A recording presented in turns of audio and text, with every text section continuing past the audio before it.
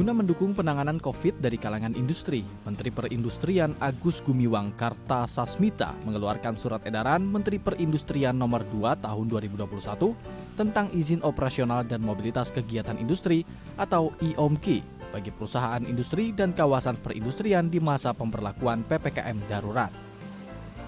Surat edaran itu juga menyebutkan bahwa perusahaan yang memiliki IOMKI tetap diperkenankan beroperasi dengan memperhatikan jumlah staf maksimal yang ditetapkan Instruksi Menteri Dalam Negeri Nomor 15 Tahun 2021. Menteri Perindustrian juga mendorong perusahaan untuk berpartisipasi dalam upaya percepatan pengendalian pandemi COVID-19, terutama pada pemenuhan kebutuhan penanganan pasien COVID-19 seperti oksigen, obat-obatan, serta APD. Upaya pemulihan ekonomi nasional, khususnya sektor industri, harus sejalan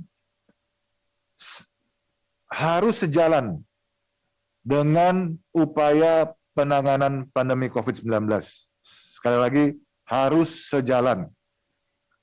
Berkenaan dengan hal tersebut, selain mematuhi ketentuan tentang IOMKI, yang di dalamnya ada berkaitan dengan pelaporan, kami harapkan perusahaan industri dan kawasan industri juga dapat berperan dalam membantu penanganan COVID-19, terutama dalam upaya pemenuhan kebutuhan penanganan keselamatan pasien COVID-19, seperti oksigen, tabung oksigen.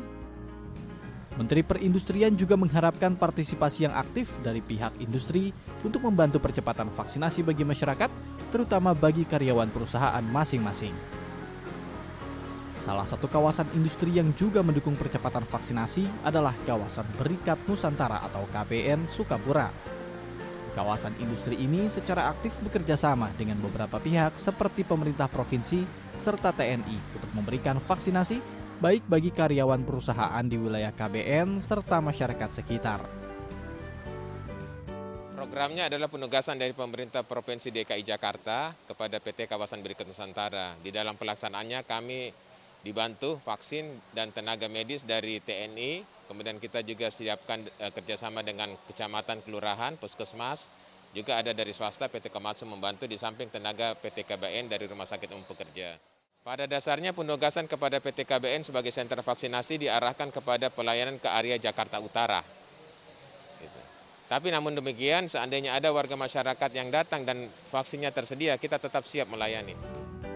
Untuk memantau penanganan PPKM darurat ini, Kemenperin juga bekerja sama dengan Satgas COVID-19 melakukan evaluasi serta pengawasan IOMKI perusahaan, serta akan menindak tegas perusahaan yang melakukan pelanggaran. Presentia, Diomay Rizky, DAI TV.